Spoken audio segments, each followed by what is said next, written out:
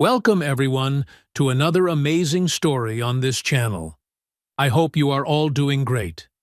If you are here, that means you love learning through stories, and today I have something truly special for you. Every day, I bring you fascinating, exciting, and easy-to-understand English stories to improve your English and expand your knowledge. If you haven't subscribed yet, hit that subscribe button and turn on the notification bell so you never miss these daily learning experiences. Today's story is about a man who changed history forever, Christopher Columbus. Some people call him a hero, the brave explorer who connected the world. Others call him a villain, responsible for colonization and destruction. But who was he really? By the end of this story, you will have all the answers. And I want you to tell me in the comments, was he a hero or not? Your opinion matters. This is not just a history lesson. This is an adventure, a journey back in time. This story is perfect for your English learning, because I will explain everything in a very simple, fun, and interesting way. Even if you are a beginner, you will understand everything. So, are you ready? Let's begin. Christopher Columbus was born in the year 1451 in the city of Genoa, which is in modern-day Italy. But back then, Italy was not a united country like today. It was a collection of city-states, and Genoa was one of the most important ports in Europe. Columbus was born into a family of wool weavers. His father, Domenico Colombo, was a wool merchant, and his mother, Susanna Fontanarossa, was a weaver. They were not rich, but they worked hard to provide for their children. Even as a child, Columbus was different from other kids. While most children in Genoa wanted to work in their family businesses, Columbus dreamed of the sea. He loved watching the ships come and go, carrying spices, silk, and gold from distant lands. He would run to the port every day, listening to sailor stories about the great unknown world beyond the ocean. But there was one problem. Columbus did not belong to a rich family. Back then, only the wealthy could afford to become sailors or explorers. So how did a wool merchant's son become one of the most famous explorers in history? The answer is simple: curiosity, determination, and never giving up. Even though his family was not rich, Columbus had a sharp mind. He studied cartography, map-making, mathematics, and astronomy. He taught himself Latin because all important books on geography and navigation were written in Latin. At the age of 14, he got his first chance to sail on a ship. It was dangerous because the sea was full of pirates and enemy ships. But Columbus loved every moment of it. The ocean was his true home. For the next 10 years, he traveled across the Mediterranean Sea, learning everything about sailing. He became an expert in navigation and started developing a crazy idea. What if there was a faster way to reach Asia? In the 1400s, trade with Asia was extremely profitable. Spices, silk, and gold from India and China were in high demand. But there was a problem. Getting to Asia was difficult. The land route, Silk Road, was controlled by the Ottoman Empire, making it dangerous and expensive. The sea route was very long, going around Africa. Columbus had a bold idea. What if I sail west across the Atlantic Ocean to reach Asia? The Earth is round, so I will eventually reach the other side. It sounded logical, but there was a problem. Nobody believed him. Most people at that time thought the Atlantic Ocean was too vast and full of dangers. Some even believed that beyond the ocean there were monsters, or that a ship would fall off the edge of the world. But Columbus was determined. He needed money and ships to test his idea. For years, he went to different kings and queens, begging for support. He first asked the King of Portugal, but he refused. Then he went to King Ferdinand and Queen Isabella of Spain, but they also said no at first. But Columbus never gave up. He spent 6 years trying to convince Spain. He explained that if his plan worked, Spain would become the richest and most powerful country in the world. On August 3, 1492, Christopher Columbus and his crew set sail from Palos de la Frontera, Spain. The journey ahead was full of mystery, danger, and hope. His fleet had 3 ships. The Nikeh, small but fast. The Pinta, a strong and speedy ship. The Santa Maria, the largest ship but slow and heavy. Columbus was confident. He believed that in just a few weeks he would reach Asia. But the truth was, he was sailing into the unknown. At first, everything was perfect. The sea was calm, the wind was strong, and the men were excited. They sang songs, told stories, and dreamed about the riches of Asia. But soon, problems began to appear. The wind changed direction, and the ship slowed down. The crew grew restless. Many had never been this far from land.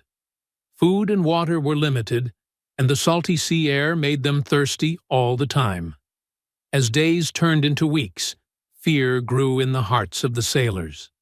They started whispering, "What if Columbus is wrong? What if we never find land? What if we sail too far and never return?" Some believed in an old myth, that there were sea monsters in the ocean that would swallow ship whole. By September 10, 1492, more than a month had passed. They had sailed thousands of miles, but there was no land in sight.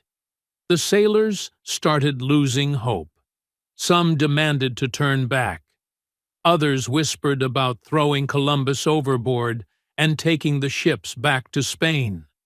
A few even cried, believing they would die in the endless ocean. Columbus stayed calm. He knew that if he showed fear, the crew would lose all trust in him. So, he gave them hope. He told them stories about the great treasures waiting for them. He promised that land was near. He ordered his men to look for signs of land-floating leaves, birds, or different watercolors. Still, the men grew impatient. They wanted proof. Then, on the night of October 11th, something changed. One of the sailors, Rodrigo de Triana, shouted from the Pinta, "Tiara! Tiara! Land! Land!" Everyone rushed to the decks in the distance. They saw a dark shape land. Tears filled their eyes. They laughed, they hugged, and some even knelt down to pray. On the morning of October 12, 1492, Columbus and his men stepped onto an island in the Bahamas. They were in the New World, but they still thought they were near Asia. The island was beautiful, full of green forests, clear waters, and golden beaches. Columbus saw people, the Taino, the native people of the Caribbean. They had dark skin and black hair. They wore simple clothes made of cotton. They welcomed Columbus and his men with smiles and gifts offering fruits, parrots, and handmade objects. Columbus believed he had reached islands near India, so he called these people Indians. The Taino people had never seen ships, metal swords, or men dressed in armor. They thought Columbus and his men were gods from the sky. At first, the meeting was peaceful, but things would soon change forever. After staying on the island for some days, Columbus continued his journey. He discovered more islands, including Cuba, which he thought was China, Hispaniola, which today is Haiti and the Dominican Republic. On Hispaniola, he found a golden opportunity, literally. The Taino people wore gold ornaments, and Columbus immediately became obsessed. He believed huge amounts of gold could be found there. But Columbus had a big problem. His largest ship, the Santa Maria, crashed on the coast. Since he couldn't take all his men back to Spain, he left 39 of his men behind to start a settlement, called La Navidad, the Christmas settlement. He promised them, "I will return with more ships, more men, and we will build a great colony here." Then he set sail for Spain. The journey back was dangerous. There were storms, huge waves, and the fear of never making it home. But finally, in March 1493, Columbus arrived back in Spain. He was treated like a hero. People cheered his name in the streets. King Ferdinand and Queen Isabella welcomed him like a conquering warrior. He showed them gold, exotic fruits, and parrots. He even brought a few Taino people with him to prove that he had found a new world. The Spanish rulers were amazed. They immediately gave him more ships, more men, and more money. Columbus had won their trust, but what nobody knew was that his next voyage would change history forever, and not in a good way. Christopher Columbus's personal life. Christopher Columbus was not just an explorer. He was also a husband, a father, and a man with big dreams. Columbus married Filipa Moniz Perestrelo, a Portuguese noble woman. They had a son named Diego Columbus. Sadly, Filipa died young, leaving Columbus a widower. Later, Columbus had a second relationship with a Spanish woman named Beatriz Enriquez de Arana. They had a son named Ferdinand Columbus, who later wrote a book about his father's life. After his first voyage, Columbus was a hero in Spain. The king and queen were impressed with his discoveries. He had promised them gold, land, and new territories, and now they wanted more. They gave him more ships, more men, and more power. Columbus was about to make another journey. But this time, things would be very different. In September 1493, Columbus set sail again. But this time, it was not just a few small ships. He had 17 ships, a huge fleet. He had over 1,200 men, including soldiers, priests, and farmers. He brought animals like horses, pigs, and cows to start a new colony. Columbus was not just exploring anymore. Now, he was bringing people to settle in the New World. He was building a Spanish empire. After a long journey, they finally reached Hispaniola, where Columbus had left his men at La Navidad, the Christmas settlement. But when they arrived, something was wrong. The settlement was destroyed. There were no Spanish men left. Only burned ruins and silence remained. What had happened? Columbus soon learned the shocking truth. His men had treated the Taino people badly. They had stolen food, taken women, and used violence. The Taino had fought back and killed all the Spaniards. This was the first major conflict between Europeans and the indigenous people of the Americas. And it was only the beginning. Columbus was angry and determined. He decided to build a new colony called Isabella and made himself the governor. He forced the Taino people to give gold. He started taking land for Spain. He made the natives work for the Spanish. At first, the Taino tried to be friendly, but soon they realized Columbus and his men were not here just to trade. They wanted to take over everything. Tensions grew. Some Taino fought back. Columbus used force to control them. The Spanish built forts and weapons to stay in power. This was the beginning of European colonization in the Americas. By 1498, Columbus had made 2 voyages. Now it was time for a third. But things were not going well. Back in Spain, people were starting to doubt him. They had expected huge amounts of gold, but they were not getting rich fast enough. Some Spanish settlers in the New World hated Columbus's rule. They said he was too harsh.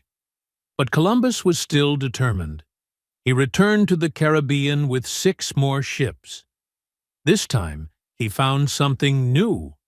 He discovered the South American mainland. He became the first European to see Venezuela.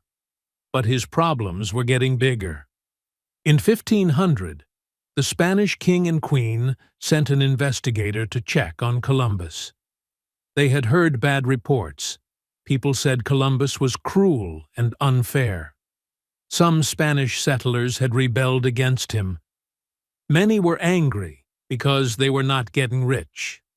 Columbus had used harsh punishments to control the people. The investigator arrested Columbus and sent him back to Spain in chains. It was a shocking fall for a man who had once been treated like a hero.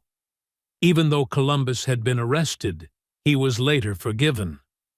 In 1502, he was allowed to make one final voyage. But this journey was the hardest of all. His ships were damaged in storms. His men were tired and sick. He was stranded in Jamaica for a year, waiting for help. By 1504, Columbus returned to Spain for the last time. By now, Columbus was old, sick, and tired. The world had moved on. Spain was more focused on other explorers. Columbus never got the huge riches he had dreamed of. Christopher Columbus died on May 20th, 1506, in Spain. He was 55 years old. He had made 4 great voyages across the Atlantic Ocean. He had discovered new lands, met new people, and changed history forever. But in his final days, Columbus was not a happy man. He was sick, weak, and forgotten. He never got the title he wanted, Governor of the New World. He never knew he had discovered a new continent. He still believed he had reached Asia. Columbus had once been a great hero in Spain, but in the end, many people saw him as a failure. Even though Columbus was gone, his discoveries changed the world forever. After Columbus's voyages, Spain sent many more explorers to the New World. They found gold, silver, and valuable goods. Spain became one of the richest countries in Europe. Many cities were built, and Spanish culture and language spread across the Americas. Columbus's dream of finding new lands had started a global revolution. A few years after Columbus's death, a German mapmaker named the new continent America, after the explorer Amerigo Vespucci. Amerigo Vespucci had traveled to the new lands and realized they were not Asia, but an entirely different world.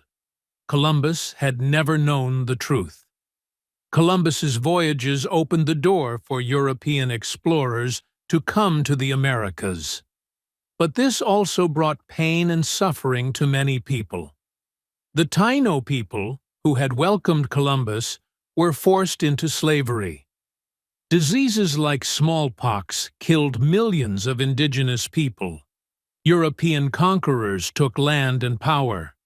Some people today see Columbus as a villain because his arrival led to the destruction of many indigenous cultures.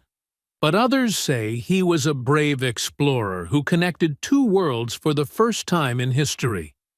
Even today, people still argue about Columbus's legacy. Some say he was a hero because he proved that ocean voyages were possible, opened the way for global trade and exploration, changed the world with his discoveries. Others say he was a villain because he took land from the native people, treated the Taino people harshly, brought slavery and destruction to the New World. The truth is, history is complicated. Columbus was not a perfect man. He was ambitious, brave, and determined, but also harsh and ruthless. Today, Columbus is remembered in many ways.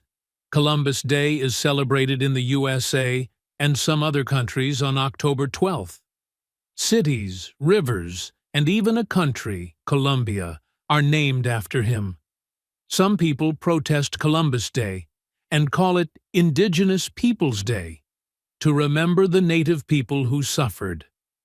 No matter how people see him, one thing is clear: Columbus's journey changed history forever. Columbus's story teaches us many important lessons. Dream big and take risks. Columbus had a dream, and he worked for it, even when people laughed at him. Never stop exploring. The world is full of unknown opportunities. Those who dare to explore will find new paths. Power comes with responsibility. Columbus discovered new lands, but his actions hurt many people. History teaches us to use power wisely.